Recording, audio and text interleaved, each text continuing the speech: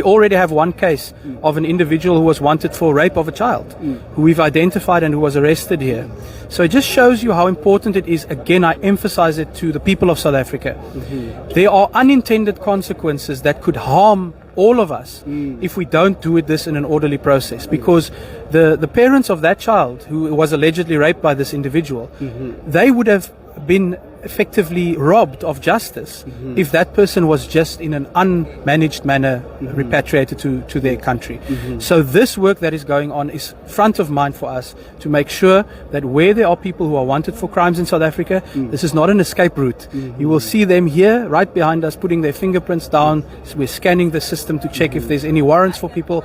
And so again, I think as much as this has been a vexing issue for many years, I do think South Africans should look at this and say, this is actually what we expect from government, to do this in a responsible way, because as I say, lots of unintended consequences if you do this irresponsibly. We brought this infrastructure, ama street light kuti abe khona emphakathini. Na umuntu bakuthengisela ubani?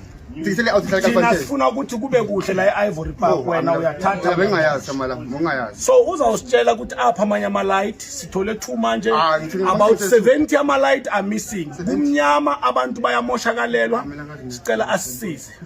Kuhle sihamba namaphoyisa bazasisiza. Councillor Tebo Homarumo says God bless Ivory Park Ward 133. Peace. This afternoon we're in Marabastad. It's a Saturday. One of the things that caught our attention is the production of the Bafana t-shirt.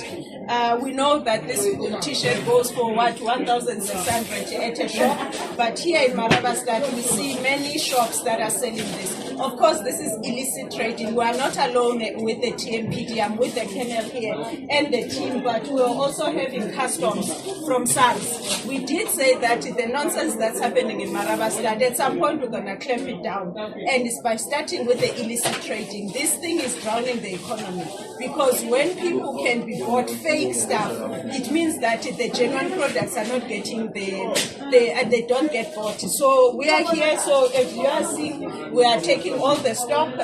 Is going to be booked in with SARS, and the owners are aware what they've been doing. But please, residents of Botswana, understand that if you buy fake products, you are not you're not assisting our economy. So yeah. So Kumza, how are you? Oh, we are ready. You are ready. Yes, Sure. always fashion. Sure.